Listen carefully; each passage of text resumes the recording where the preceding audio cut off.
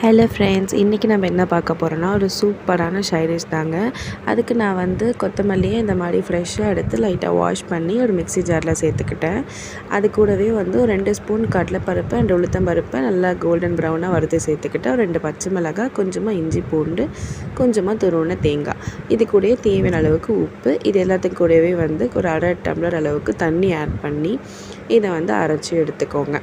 இப்போ பாருங்கள், நம்மளுடைய சைட் டிஷ் வந்து ரெடி ஆகிடுச்சு. இதை நீங்கள் வந்து சைட் டிஷ்ஷாகவும் சேர்த்துக்கலாம், இல்லைனா மெயின் டிஷ்ஷாக, அதாவது ரைஸில் மிக்ஸ் பண்ணி வெரைட்டி ரைஸாகவும் இதை மாற்றிக்கலாம். ஸோ கொத்தமல்லி வெரைட்டி ரைஸ் அப்படின்னும் நீங்கள் வச்சுக்கலாம்.